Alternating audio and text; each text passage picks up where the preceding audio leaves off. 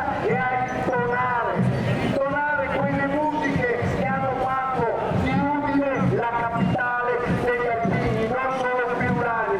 Udine è sede del comando brigata, Udine è sede di acquartieramenti e di caserme, Udine è città dedicata anche alle forze armate.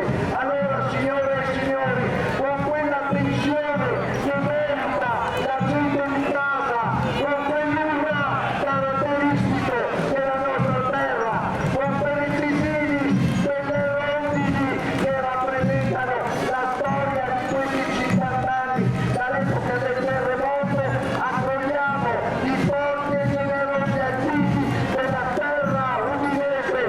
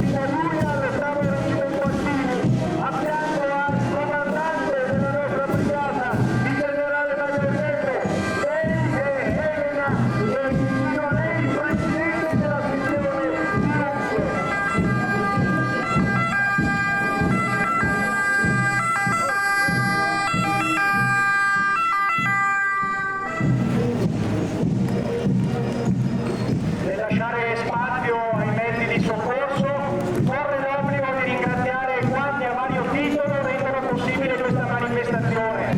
E allora i volontari del soccorso, la Croce Rossa Italiana, i molti volontari spesso invisibili che hanno lavorato dietro le quinte per il buon esito della manifestazione, gli operatori del servizio d'ordine e quanti nella logistica in maniera nascosta ma costante hanno lavorato. E grazie ai sindaci del territorio di Udine che sfidando il caldo di questa giornata hanno voluto condividere l'emozione dello sfidamento a Cemona in occasione di questo meraviglioso raduno triveneto. Cemona canta anche Nick, lavato che l'uditorio sezionale Cemona ci riporta alle prese di lotte formale.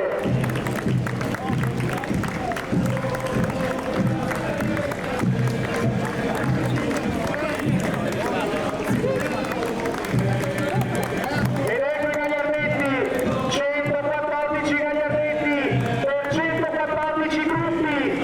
Grazie Capigruppo, grazie soprattutto a Chieri per il lavoro silenzioso che fate con la vostra presenza nelle cerimonie lieti e anche quelle meno liete che purtroppo dobbiamo accompagnare con la nostra presenza. Il vostro servizio è importante, fondamentale, basilare, rappresentate visivamente la vostra comunità, il vostro gruppo. Siatene fieri! Il nostro paese, il nostro Friuli, il nostro futuro. Uno striscione che parla chiaro.